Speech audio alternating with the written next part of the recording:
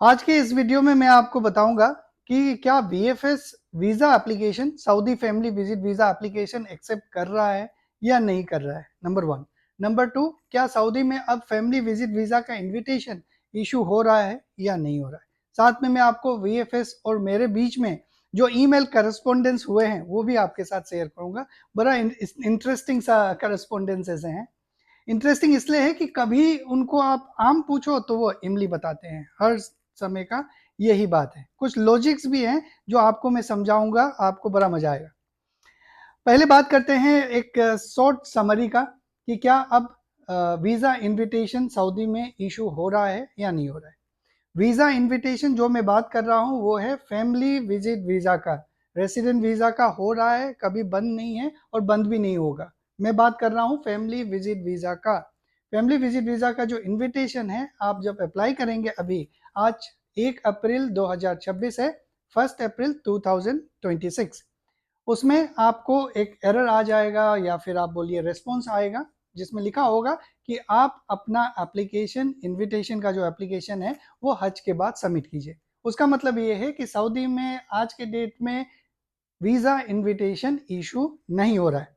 अब visa invitation issue नहीं हो रहा है तो क्या इंडिया में या फिर कोई भी कंट्री में जहां पे सऊदी का वीज़ा एप्लीकेशन प्रोसेस होता है, वीएफएस के थ्रू इंडिया में होता है, वीएफएस तहसील के थ्रू, क्या वहां पे वीज़ा एप्लीकेशन एक्सेप्ट हो रहा है या नहीं हो रहा है। क्योंकि बहुत सारे ऐसे लोग होंगे जिन्होंने 15-20 दिन पहले अपना वीज़ा इन्विटेशन अप्लाई करा होगा। तो यही सवाल मैंने वीएफएस वालों से पूछा। उन्होंने ये बात बताया है कि आज के डेट तक सारा कैटेगरी का visa invitation including family visit visa issue हो रहा है। यहाँ पे कुछ ईमेल्स है जो मैं आपको दिखाना चाहूंगा मेरे और वीएफएस के बीच में, ताकि आपको समझ में आएगा क्या लॉजिक का मैं बात कर रहा हूँ। ओके, अगर मैं आपको यहाँ से अगर स्टार्ट करूँ, मैंने उनको एक ईमेल करा था कि मुझे भाई अपडेट बताइए फैमिली विजिट वीजा का। और उसमें दो सवाल मैंने पूछे थे। Are you currently accepting Saudi family visit visa application, question mark. दूसरा दूसरा मैंने उनसे पूछा था कि if the applications are not been accepted at the moment, from which date do you plan to start accepting application. अभी नहीं कर रहे हो तो कब से करोगे। मैंने साथ में उनको ये बात भी बोला था कि भाई मैं आपसे रिक्वेस्ट करता हूं कि आप मुझे क्लियर और स्पेसिफिक आंसर देंगे, जेनरिक आंसर नहीं देंगे। ओके, अब उनका रेस्पॉन्स जो आया वो देखते हैं। ओके, अगर मैं आपको दिखाऊं उनका रेस्पॉन्स यहाँ पे। ओके, ये उनका रिस्पॉन्स आया है। Would you like to update, और ये दो पॉइंट पॉइंट बाय जवाब दिया है। उन्होंने बताया कि we are currently accepting all categories of visa applications including family visit visa. Clear हो गया, वो एक्सेप्ट कर रहे हैं। दूसरा, there has been no official communication from the royal embassy of Saudi Arabia. मैंने उनसे पूछा था कि अभी अगर नहीं कर रहे हो तो कब करोगे, तो उन्होंने बताया कि ऐसा कोई ऑफिशियल कम्युनिकेशन एम्बेसी से आया नहीं है। ओके, अब यहाँ पे उनका जो जनरल स्टेटमेंट रहता है कि हम मैनुपुलेट नहीं कर सकते और ब्ला ब्ला, वो है। अगर और है ऊपर नहीं, अगर फाइन, मैंने अब उनको, हाँ, मैंने उनको यही सवाल अब पूछा है। ये इंटरेस्टिंग सा बात है। इसके बाद मैंने उनको जो जवाब दिया है, मैंने बोला है कि उसको कि you are requested to revalidate the information because in Saudi Arabia family visit visa stay period is getting up to 3 April. 3 अप्रैल तक ही हो रहा है। जो सब लोग रो रहे हैं बैठ के कि भाई हमारा 3 अप्रैल तक एक्सपायर हो रहा है, एक्सटेंशन नहीं हो रहा है, 100 रियाल भर के हम 18 अप्रैल तक कर रहे हैं क्योंकि वो एक ग्रेस पीरियड है। ओके, 3 अप्रैल तक हो रहा है। Today is 1 April. It is not making any sense तो नहीं हो रहा है कि भाई आप 1 अप्रैल को वीजा एप्लीकेशन एक्सेप्ट कर रहे हैं और 3 अप्रैल से आपका तो स्टे पीरियड खत्म हो रहा है। Hope you understand what I mean. Okay, अब आप यहाँ पे, मैंने उनको एक एग्जाम्पल भी दिया, एग्जाम्पल से समझाया उनको। एग्जाम्पल ये बताया कि एज यू हैव कंफर्म्ड, उन्होंने बताया है कि भाई family visit visa application is getting accepted in VFS.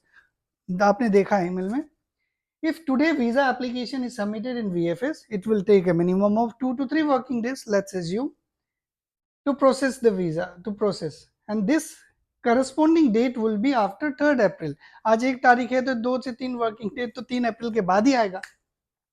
तो उस केस में hence you are again requested to recheck with concerned authority or department and revert. नीचे मैंने इनको वो किया हुआ है, एक नोट भी लिखा हुआ है, क्योंकि मुझे पता है इनको बड़ा कंफ्यूजन रहता है वीएफएस वालों को। मैंने उनको ये बताया है कि note, I am asking about Saudi family visit visa, note not asking about some Saudi family resident visa. और साथ में मैंने बोला है कि टूरिस्ट के बारे में भी बता दीजिए। ओके, तो ये मैंने पूछा है उनको, क्योंकि मुझे पता है उनको कंफ्यूजन यहीं पे अटका हुआ है कि भाई सऊदी का जो वीजा है सब सेम होता है। नहीं, उनको पता होना चाहिए, बल मुझे पता है उनके साथ, क्योंकि मेरे पास अभी मोर देन 500 करेस्पॉन्डेंसेस हो चुके हैं वीएफएस और मेरे बीच।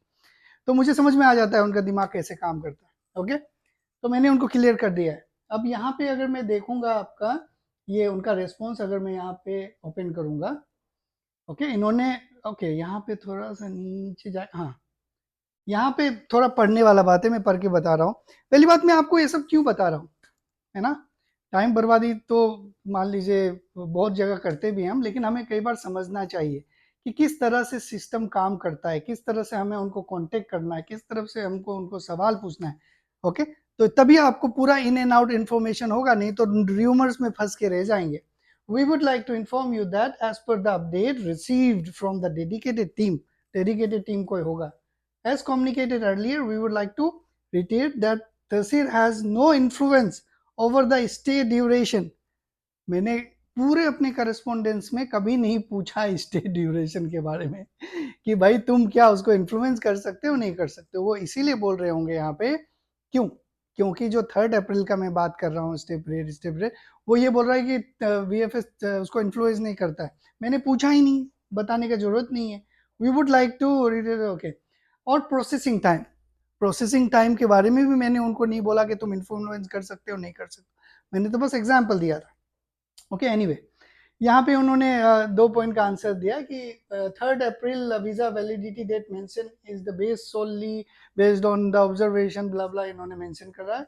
while the application has not that processing typically take 3 to working days, और ये सारी चीजें लिखा है। ओके, और नीचे फिर से वही ड्रामा उन्होंने लिखा है कि वो understand the concern rights, however उनको पता है कि क्या सवाल पूछा गया है।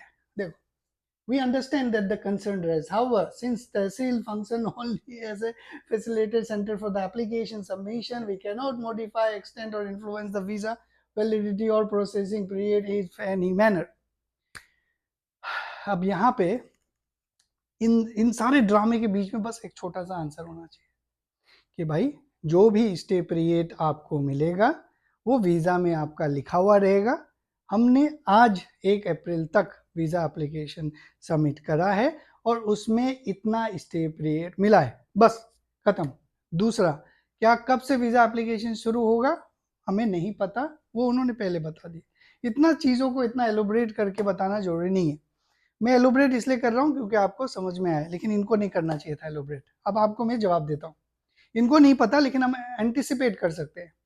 देखिए, पिछले बार का जो डेटा को कंसीडर करेंगे तो 10 से 11 तारीख या फिर सेकेंड वीक ऑफ जून आप मान के चलिए, फैमिली विजिट वीज़ा का एप्लीकेशन वीएफएस में सबमिशन हज के बाद शुरू हो जाएगा।